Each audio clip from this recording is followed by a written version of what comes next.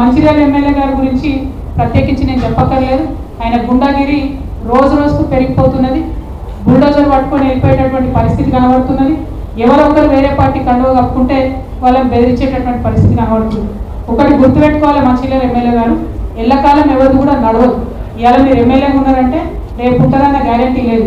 మీకు మాత్రం తెలియజేస్తా ఉన్నాం, గుండాగిరిని బంద్ చేసుకోండి. మీ ఇంటి కోసం 4 లేన్ల రోడ్లు బ్రిడ్జ్ చేసుకోవడం బంద్ చేసుకోండి. ప్రజలకు ఇచ్చినటువంటి వాగ్దానాలు పూర్తి చేయండి. ఎవరైతే వేరే రాజకీయ పార్టీలు ఉంటారో వాళ్ళ మీద దాడులు చేయడము, మాట్లాడితే కేసులు పెట్టడము, ఇవి తగ్గించుకోండి. మీరు కాదు, మీ సోనియమ్మను, మీ రాహుల్ గాంధీ గారిని ఎదిరించే మేము తెలంగాణ తెచ్చుకున్నాం. మీరు ఇటువంటి గుండాగిరి చేస్తే మాత్రం రానున్న రోజుల్లో గుర్తుపెట్టుకోండి, మంచిర్యాల కేంద్రంగా తెలంగాణ రక్షణ సేన రాజకీయం చేయబోతా ఉన్నది.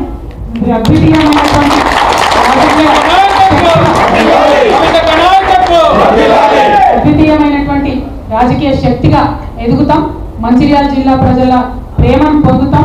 3కి 3 మంచిర్యాల కావచ్చు, బెల్లంపల్లి కావచ్చు, చెన్నూరు కావచ్చు, 3కి 3 నియోజకవర్గాల్లో తెలంగాణ రక్షణ సేన జెండాను కూడా ఎగిరేయబోతా ఉన్నామని ప్రజలందరికీ మీ ప్రేమను ఇవ్వాలని కోరుతున్నాం.